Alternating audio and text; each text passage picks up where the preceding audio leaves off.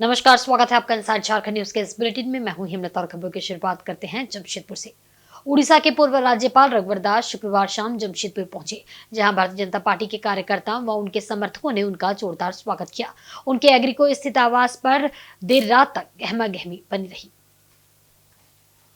पूर्व राज्यपाल रघुवर दास ने अपने राज्यपाल के कार्यकाल को याद करते हुए कहा कि भगवान जगन्नाथ के आशीर्वाद से पार्टी ने जो उन्हें जिम्मेदारी दी थी उसे उन्होंने पूरे जिम्मेवारी पूर्वक निभाया है। बूथ अध्यक्ष से लेकर मंडल अध्यक्ष और मंत्री, उप मुख्यमंत्री, मुख्यमंत्री और राज्यपाल तक का सफर उन्होंने बड़ी ईमानदारी पूर्वक निर्वहन किया। अब आगे पार्टी का जो निर्णय होगा वह सर्वोपरि है। उन्होंने कहा कि उड़ीसा के नवनियुक्त राज्यपाल जब अपना पदभार ग्रहण कर लेंगे उसके बाद वे पार्टी की सदस्यता ग्रहण करेंगे। यानी कयास लगाया जा रहा है कि 3 जनवरी को रघुवर दास पार्टी की सदस्यता ले सकते हैं।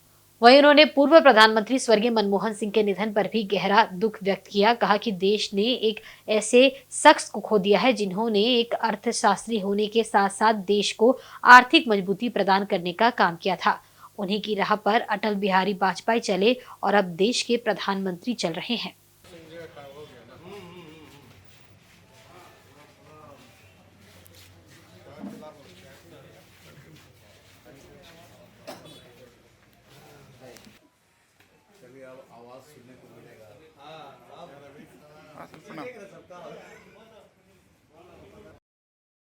कुछ समय के लिए महाप्रभु जगन्नाथ की पावन धरती उड़ीसा में मेरा कर्म क्षेत्र रहा। तो दुख भी हुआ था, लेकिन नेतृत्व का आदेश था और उस आदेश का पालन करते हुए उड़ीसा की जनता का सेवा करने का मौका मिला। और महाप्रभु जगन्नाथ की इच्छा से ही मैं फिर अपने जन्मभूमि और कर्मभूमि में वापस आया, तो काफ़ी खुशी हो रही है, क्योंकि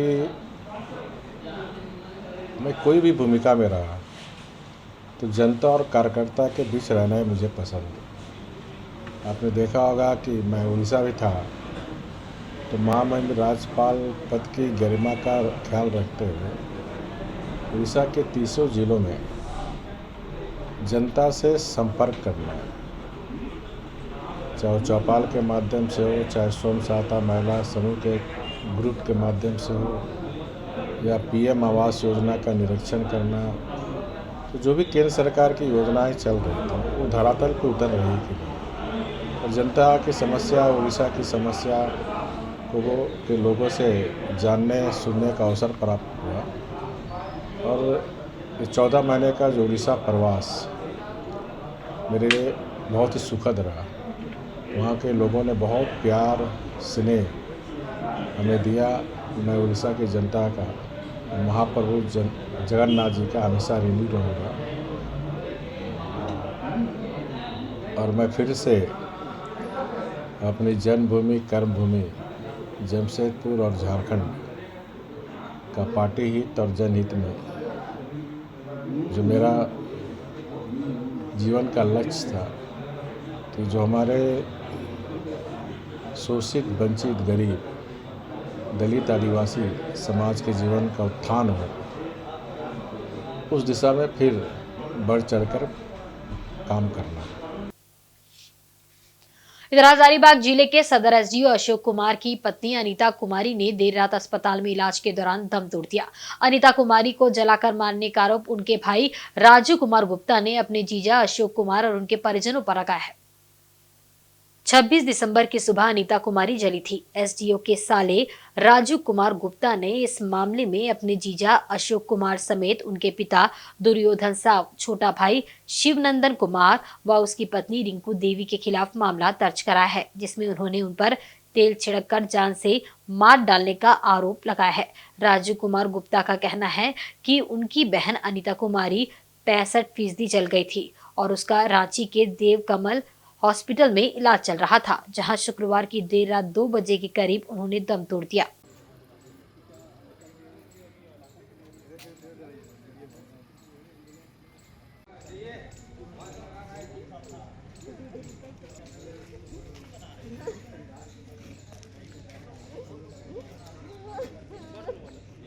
अनीता उस तरह से सूचना दी थी और दोनों परिवार मिल बैठ के इसका पंचायती भी हम लोग किया था। तब से कुछ अच्छा दिखने का नाटक कर रहे थे और अच्छा दिखने के नाटक में इतना बड़ा घटना का अंजाम दिया है पूरा प्लानिंग के तहत। कारण क्या था? कारण इसमें अनीता बताती थी कि अशोक जी का किसी दूसरे महिला से अनैतिक संबंध है, जिसके कारण अनीता बोलती थी उनको, जिस कारण वो झगड़ देते थे। घटना कैसे हुआ हम तो प्रत्यक्षदर्शी वहाँ है नहीं, लेकिन अनुमान ही लगा सकते हैं। तो अनुमान में ऐसा है कि एसडीएम आवास में सब कुछ है, रसोईया है, माली है, गार्ड है। तो क्या ये खाना बनाते थे कारपेंटर, कौन सा जो तेल था उससे, इनका जो भी है तेल वगैरह लाना एक प्लानिंग था और प्लानिंग के तहत इन्होंने एक साजिश किया, सब परिवार मिलकर के हमारी बहन को जला दिया। हमारा मांग है कि हमारी बहन के साथ न्याय हो, जब भविष्य में किसी भी बहन के साथ इस प्रकार की घटना और कोई नहीं करेगा। इन्होंने बहुत गलत किया है।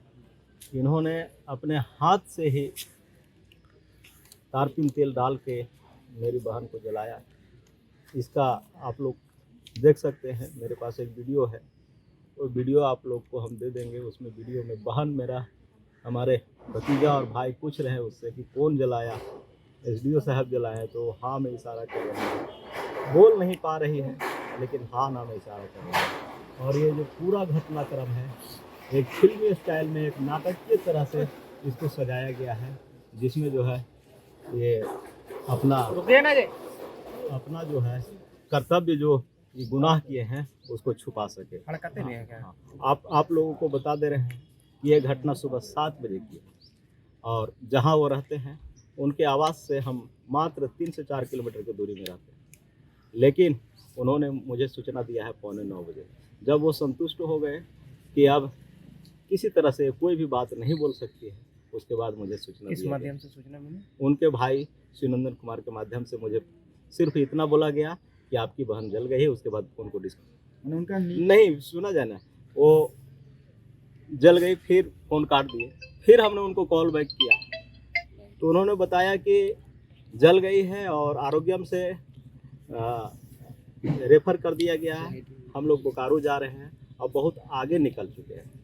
मतलब ये पूरी साजिश के तहत जो है सो आप लोग भी इसको देख सकते हैं, पूरी इसमें साजिश है।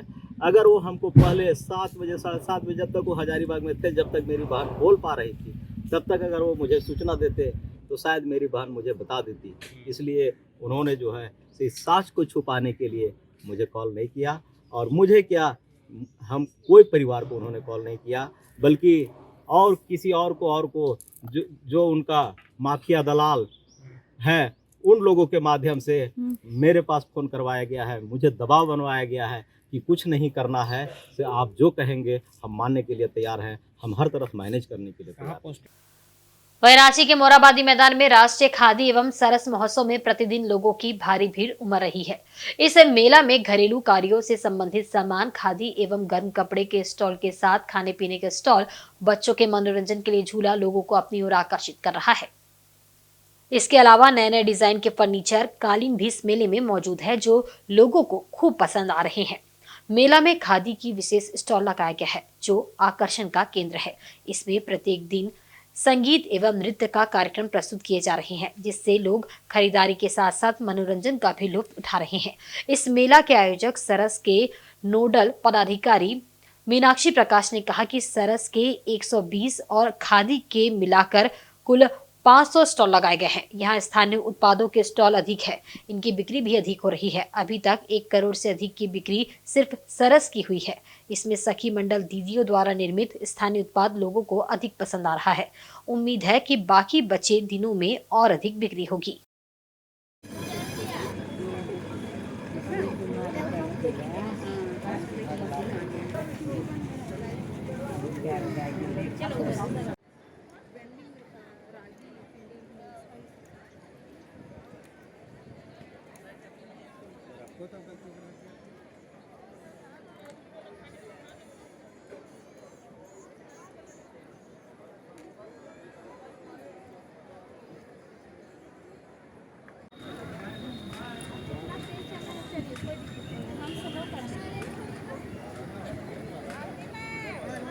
आप यहाँ जो राष्ट्रीय खादी एवं सरस महोत्सव में जो सखी मंडल की दीदियों ने का स्टॉल आप देख रहे हैं, उसमें कुल मिला के 120 स्टॉल सखी मंडल की दीदियों का है, जिसमें से स्थानीय उत्पाद जो हमारे पलाश और आदिवा ब्रांड के तहत विभाग के द्वारा प्रमोट किए जा रहे हैं, और जिसमें सभी जिलों से दीदियों के बने उत्पाद, चाहे बांस का हो, चाहे डोकरा का हो, चाहे आपके हैंडलूम्स के हो, ये सारे ब्रास के हो, ये सारे आइटम्स आपको यहाँ पर देखने के लिए मिल रहे होंगे। साथ में पलास में आपको बहुत सारे उत्पाद हैं, जिसमें से एडिबल मटेरियल हैं जो कि नेचुरल और ऑर्गेनिक उत्पाद, चाहे जीरा फुल राइस हो, हनी हो, जामुन सिरका हो, विभिन्न प्रकार के अचार हैं जो आप देख रहे हैं, जो सखी मंडल की दीदियों द्वारा हस्त निर्मित हैं और बिल्कुल नेचुरल तरीके से तैयार किए गए हैं, जो लोगों को काफ़ी पसंद आ रहा है। इस 120 स्टॉल में 10 स्टॉल आपको पलाश दीदी कैफ़े फूड स्टॉल के रूप में भी देखने को मिल रहे होंगे, जिसमें पारंपरिक व्यंजन परोसे जा रहे हैं, दुस्का, चिल्का, मड़वा, पिट्ठा, ये सब। और साथ में आप यहाँ देख रहे हैं कि हमारे इस मेले में विभिन्न राज्यों से भी सखी मंडल की दीदियाँ शिरकत कर रही हैं, जिसमें से बिहार, उड़ीसा, पश्चिम बंगाल, राजस्थान, एवं यूपी, एमपी, इन सब के भी स्टॉल, छत्तीसगढ़, इन सब के भी स्टॉल लगे हुए हैं और लोग इनके द्वारा लाए हुए उत्पादों का आनंद ले रहे हैं। और मेला में विभिन्न राज्यों से आए दुकानदार अधिक बिक्री होने से काफी खुश हैं। उन्होंने कहा कि बिक्री अच्छी हो रही है। मेला घूमने आए लोगों ने कहा कि इस मेला का इंतजार उन्हें साल भर रहता है। इस मेला में एक ही जगह पर स्थानीय उत्पादन से लेकर सभी प्रकार के सामान मिल जाते हैं, जो काफी पसंद आते हैं। वे सभी हर साल यहाँ आते हैं।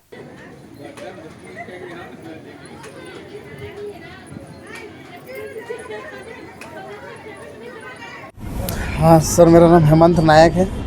मैं इस खादी मेले में चक्कर लेके आया हूँ। इसमें सिरेमिक आइटम बहुत कुछ बना लेता हूँ, जैसे डिनर सेट हो गया, केटली सेट हो गया, कप हो गया, प्लेट हो गया और बाउल हो गया, गिलास हो गया, कॉफ़ी मग हो गया, बियर मग हो गया, ऐसे बहुत कुछ सिरेमिक आइटम से मैं बना लेता हूँ। मैं टाटी से लेकर रहने वाला हूँ। यहाँ बहुत ही सरस मेला लगा हुआ और अच्छा भी लग रहा है घूमने में। ऐसी भीड़ रहना ही चाहिए और मतलब देखने में बहुत ही सुंदर लग रहा है। ऐसा आयोजन सब जगह होना चाहिए। इसके लिए धन्यवाद।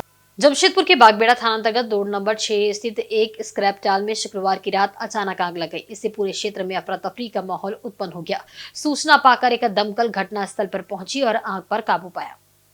दमकल कर्मियों ने काफी मशक्कत के बाद आग को बुझाया। इसमें स्थानीय लोगों ने भी सहयोग किया। उक्त स्क्रैप टाल बागबेड़ा कॉलोनी निवासी राजू शर्मा का है। आग लगने से स्क्रैप टाल के बगल में रामाशीष शर्मा के निर्माणाधीन भवन में भी आग लग गई थी। राजू शर्मा के अनुसार 4 से 5 लाख रुपए का नुकसान हुआ है। आग लगने के कारणों का पता नहीं चल सका है। बताया जाता है कि स्क्रैप टाल आवास बोर्ड की जमीन पर बनाया गया है। आग लगने की सूचना पर पहुंचे भाजपा नेता राजकमल यादव और कांग्रेस नेता अनिल सिंह ने फायर ब्रिगेड और पुलिस को सूचित किया।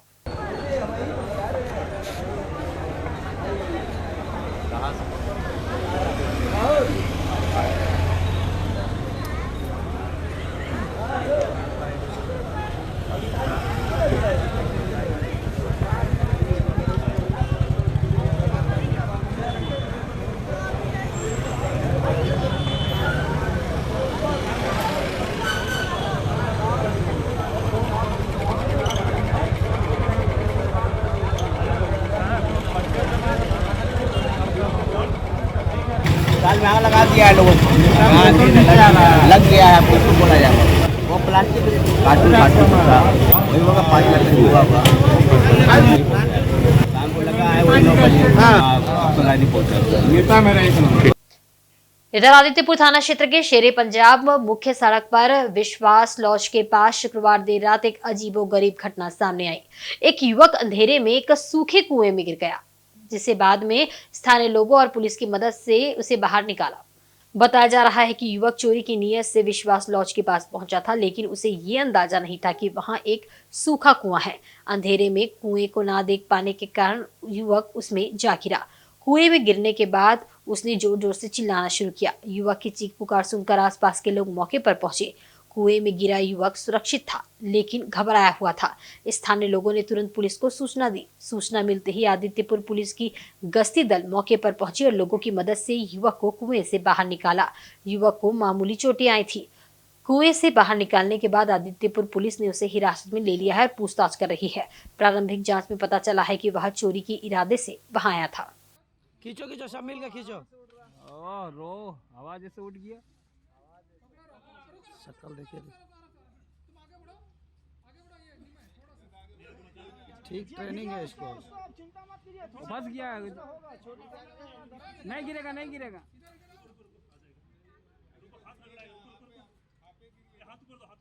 हाँ सब छोड़ो भाई, हाँ सब छोड़ो। हाँ हाँ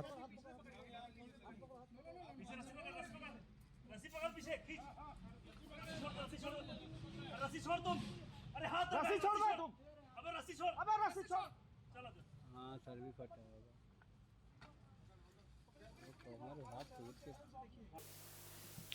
AIDSO के 71वें स्थापना दिवस के अवसर पर All India Democratic Student Organisation पूर्वी सिंहभूम जिला कमेटी ने शिक्षा को बचाने के लिए पहल शुरू की है। इसी कड़ी में शनिवार को सांची आमबागान मैदान से रैली निकाली गई, जो रैली गोलचक्कर होते हुए जिला उपायुक्त कार्यालय पहुंची। यहां विभिन्न शैक्षणिक समस्याओं को लेकर विरोध प्रदर्शन किया गया। इसमें शामिल AIDSO के मुख्य वक्ता संगठन के प्रदेश कोषाध्यक्ष युधिष्ठिर कुमार ने सभा को संबोधित किया। वहीं DC के माध्यम से मुख्यमंत्री के नाम एक मांग पत्र सौंपा। मौके पर सुजीत जेना ने बताया कि AIDSO अपने स्थापना काल से ही जनवादी, धर्मनिरपेक्ष और वैज्ञानिक शिक्षा की मांग को लेकर छात्रों को संगठित करने का काम कर रहा है। झारखंड ही नहीं, देश के सभी राज्यों में संगठन छात्रों की समस्याओं को लेकर आंदोलन संगठित कर रहा है। छात्र और शिक्षा प्रेमियों की ये लड़ाई सिर्फ शिक्षा बचाने की ही लड़ाई नहीं, बल्कि सभ्यता और इंसानियत बचाने की भी लड़ाई है। जिस तरह से शिक्षा को आलू प्याज जैसे बेचा जा रहा है, उसका हम लोग विरोध कर रहे हैं। उन्होंने कहा कि आज प्राथमिक शिक्षा से लेकर उच्च शिक्षा की बदहाली चरम पर है। सरकार द्वारा शिक्षा बजट में कटौती एवं आवश्यक संसाधनों की कमी की वजह से आज सार्वजनिक शिक्षा हाँप रही है। शिक्षक के लिए केंद्र सरकार, राज्य सरकार जवाब दो। केंद्र सरकार, राज्य सरकार जवाब दो। अरे विश्वविद्यालय में कुलपति क्यों नहीं आपको? छात्र संगठन AIDSO का स्थापना दिवस है, 71वां स्थापना दिवस है। इसी दिवस में सिर्फ झारखंड नहीं है, सारा देश भर हमारा इस दिवस पे मनाया जा रहा है। साथ साथ हम लोग देख रहे हैं जो आज शिक्षा को जिस तरीके से अटैक कर रहे हैं कि राज्य सरकार है कि केंद्र सरकार है, उसी को खिलाफ हम लोग विरोध व्यक्त कर रहे हैं। हम लोग देखे कि जब से नया शिक्षा नीति 2020 लागू किया है, उसी के समय हम लोग देख रहे हैं कि सारे जो गवर्नमेंट स्कूल है, सरकारी स्कूल, उसको बंद करने के लिए कोशिश करें। साथ साथ हम लोग देख रहे हैं शिक्षा को जिस तरीके से बाजार में आलू पटल बेचा जा रहा है, उसी तरह से शिक्षा को भी बेचा जा रहा है, उसको खिलाफ हम लोग आवाज़ उठा रहे हैं। साथ साथ हम लोग देख रहे हैं जो शिक्षा में जिस तरीके से सिलेबस होना चाहिए, बिल्कुल इस तरीके से सिलेबस है नहीं है। लेकिन प्राइवेट स्कूल में इतना फीस है जिसमें आम जनता का बच्चा हम लोग पढ़ नहीं पाएंगे, उसी को खिलाफ हम लोग आज विरोध किया है। साथ साथ हम लोग DC ऑफिस के पास भी आए हुए हैं। सर के पास हम लोग जो जितना सारे डिमांड है, उसी डिमांड को लेकर भी हम लोग जाएंगे। पश्चिमी सिंहभूम के सुदूरवर्ती पिछड़े नक्सल प्रभावित इलाके में स्वास्थ्य कैंप लगाकर डॉक्टर भारती कश्यप सामाजिक कार्य में अग्रणी भूमिका निभा रही है। उनके द्वारा वैसी जगह पर शिविर लगाया जा रहा है जहां पहले कैंप लगाकर सिर्फ खाना पूर्ति की जाती थी, अब इसका सीधा लाभ ग्रामीणों को मिल रहा है। डॉक्टर भारती कश्यप ने बीते 21 दिसंबर को पश्चिमी सिंहभूम के सुदूरवर्ती पिछड़े नक्सल प्रभावित टोंटो प्रखंड में मेगा स्वास्थ्य कैंप लगाया था, जहां उन्हें मोतियाबिंद और कर्निया जनित दृष्टिहीनता के ज्यादातर मरीज मिले थे। खास बात ये भी थी कि इन मरीजों में बच्चों की भी संख्या ज्यादा थी। इस मामले को लेकर डॉक्टर भारती कश्यप काफी गंभीर नजर आई। उनके द्वारा मोतियाबिंद और कर्निया जनित दृष्टिहीनता के मरीजों को न सिर्फ रांची लेकर जाया गया, बल्कि उनका सफल ऑपरेशन कर उन्हें अंधकार के जीवन से बाहर निकालकर उनके जीवन को रोशनी से भर दिया है। अब मरीज इतने खुश है कि डॉक्टर भारती कश्यप और जिले के DC का धन्यवाद कर रहे हैं। खास बात यह भी है कि जिन मरीजों का इलाज और ऑपरेशन किया गया, इनमें से ज्यादातर मरीजों के पास राशन कार्ड और आयुष्मान कार्ड जैसे जरूरी दस्तावेज ही नहीं थे, जिसके कारण वे सरकारी योजनाओं के लाभ से भी वंचित थे। डॉक्टर भारती कश्यप ने हार नहीं मानी। उन्होंने सभी जरूरतमंद मरीजों का रांची से ही सरकारी अधिकारियों से संपर्क कर इस जटिल समस्या का समाधान किया।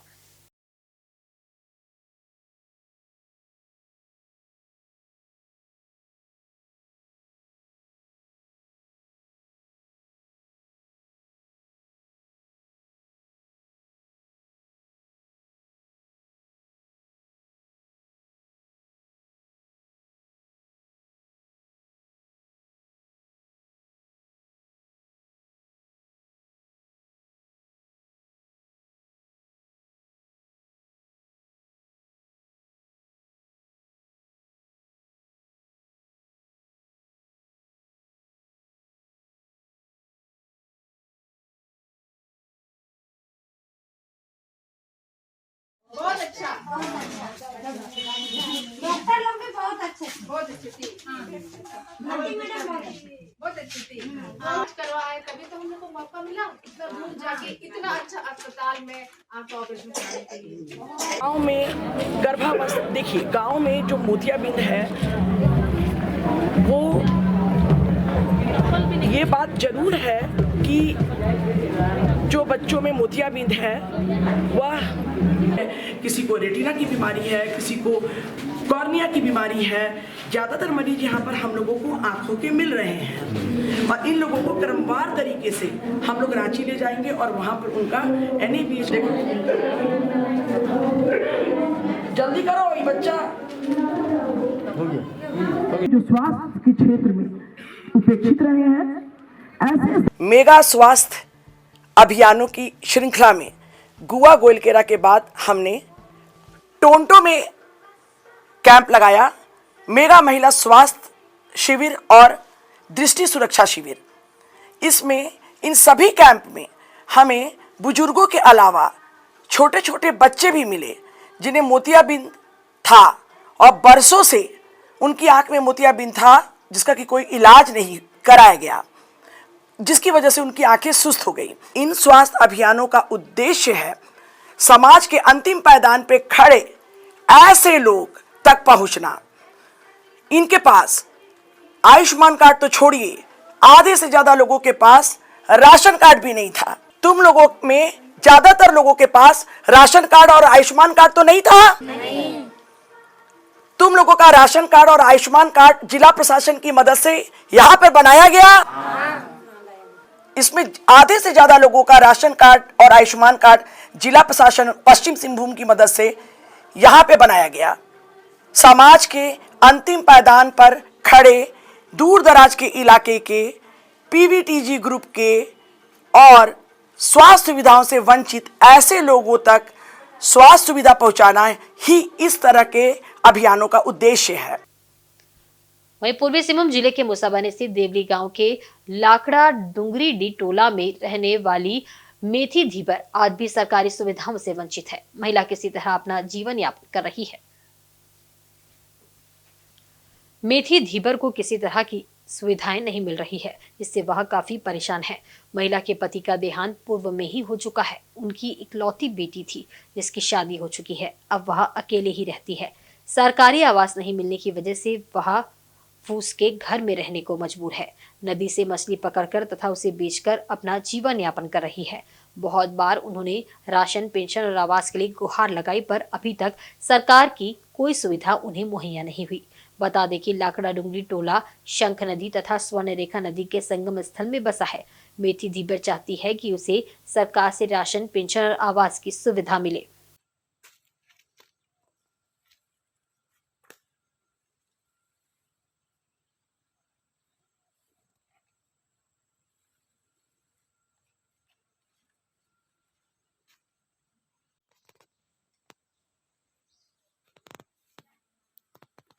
सरकार की ओर से आपको क्या क्या मिलता है? कुछ नहीं मिले। पेंशन मिले नहीं, चाल मिले नहीं, गौरव मिले नहीं, कुछ मिले नहीं। राशन नहीं मिलता है? नहीं। पेंशन नहीं। अच्छा, अब वो आवास नहीं मिला? नहीं, कुछ भी नहीं मिला है? कुछ नहीं। आपका परिवार में कौन कौन रहता है? अकेला। अकेले। पति का देहांत हो चुका है? बेटा है? नहीं। बेटा भी नहीं? नहीं। बेटी? बेटी शादी दे दिया है? हाँ। अच्छा, परिवार में आप अकेले रहते हैं? अकेला। राशन भी नहीं मिलता? न राशन नहीं मिले और पेंशन ना मिले और आवास ना मिले। अच्छा, कभी पेंशन के लिए अप्लाई किए थे? हाँ, करी सोने के बाद करी कोई करी देते पारे नहीं हुआ है अभी तक? नहीं। और राशन कार्ड का क्या हुआ? राशन क्यों नहीं मिल रहा आपको? नहीं, उगाओ दिसली उगाओ नहीं हिले। राशन भी नहीं मिलता? नहीं।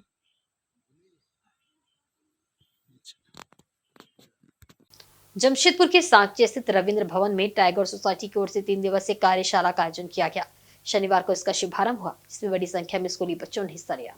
सभी ने कागज पर अपनी कला को उकेरा। इसके साथ ही यहाँ अन्य कला गतिविधियां सह प्रतियोगिताएं भी आयोजित हुई। रविवार को पुरस्कार वितरण के साथ कार्यशाला का समापन होगा।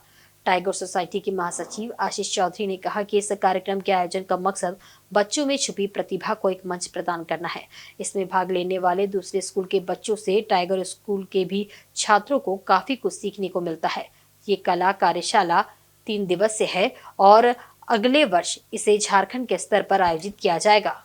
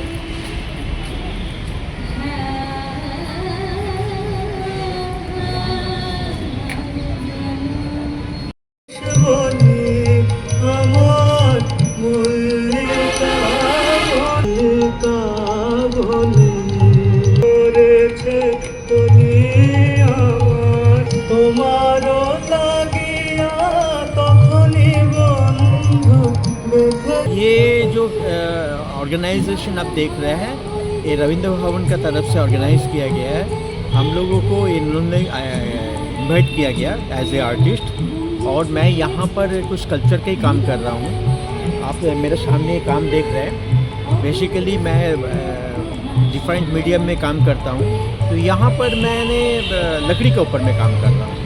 और ये जो आप देख रहे हैं, ये टेराकोटा का काम है, जो ह्यूमन बीइंग का जो मूवमेंट होता है, जो एक दूसरे के साथ जो रिलेशंस है, उसी को दिखाने की हम लोग कोशिश किया है। और सही माने में जमशेदपुर के एक आइकॉन है आर्टिस्ट के लिए, और ये एनुअल इवेंट भी है। ये हर साल ये लोग ऑर्गेनाइज करते हैं और इसमें हमें बुलाया जाता है, हम जैसे कुछ कलाकारों को। ये हमारे लिए एक अच्छी प्लेटफॉर्म है एक दूसरे के साथ जुड़ने के लिए, और हम लोग कोशिश करते हैं आर्ट को जनता के बीच में लेके आने के लिए। और दूसरी बात है, एक जो वर्कशॉप होता है, ये सबसे बड़ी जो अचीवमेंट होता है एक दूसरे के साथ अपना व्यूज़ एक्सचेंज करने के लिए। जैसे एक सीनियर्स का जो व्यूज़ है वो जूनियर में आता है, तो उससे एक दूसरे इंस्पिरेशन होता है। मेरा नॉलेज में ऐसे बहुत सारे कलाकारों को मैंने देखा हूँ, तैयार होते देखा हूँ। ये इस वर्कशॉप से ही हुआ है, जो अभी नेशनल एवं इंटरनेशनल लेवल में भी कुछ काम कर रहे हैं। तो उस हिसाब से मैं इस वर्कशॉप का काफ़ी अहमियत देता हूँ। और सही बात है, मेरे जो भी कमिटमेंट रहे, जहाँ भी मैं बिज़ी रहूँ, वो सब छोड़ के मैं यहाँ पर 3 दिन रहता हूँ। मैं कितना काम करता हूँ, कितना अच्छा काम करता हूँ, बड़ी बात नहीं, लेकिन लोगों के साथ मैं जुड़ता हूँ और अपने व्यूज़ को चेंज करता हूँ, एक्सचेंज करता हूँ। इसी मौका में मैं एक दूसरे के साथ बड़ा अच्छा मेरा मूवमेंट हो जाता है। चक्रधरपुर की सामाजिक संस्था सुमिता होता फाउंडेशन लगातार लोगों को सरकारी स्वास्थ्य सेवा उपलब्ध करवाकर उन्हें इलाज में मदद करने का उल्लेखनीय कार्य कर रही है। इसी क्रम में फाउंडेशन ने बंदगांव प्रखंड के लामपुंदा पंचायत के कुकुड़ाडी गांव निवासी महिला पंगेला कुई का इलाज करवाया। महिला काफी दिनों से पेट के असहनीय जलन से परेशान थी, जिसके बाद महिला के पति ने लांडूपदा पंचायत के मुखिया कुशपूर्ति से संपर्क किया। मुखिया ने सुमिता होता फाउंडेशन के अध्यक्ष सदानंद होता को इसकी जानकारी दी, जिसके बाद आयुष्मान योजना से महिला पंगेला कुई का चक्रधरपुर रेलवे अस्पताल में इलाज कराया गया, जिसमें पेट में कचरा जमा होने की बात सामने आई। इसके बाद डॉक्टर द्वारा ऑपरेशन किया गया और सुमिता होता फाउंडेशन ने 2 यूनिट खून की व्यवस्था की। बताया गया कि इससे पहले महिला का अपेंडिक्स का ऑपरेशन 5 साल पहले हुआ था। 3 साल के बाद से उनके पेट में असहनीय जलन आरंभ हुई थी, जिससे वह परेशान थी। लेकिन इस परेशानी से निजात तब मिली जब सुमिता होता फाउंडेशन ने महिला की मदद कर उसे अस्पताल तक पहुंचाया और आयुष्मान योजना का लाभ पहुंचाते हुए ऑपरेशन हुआ।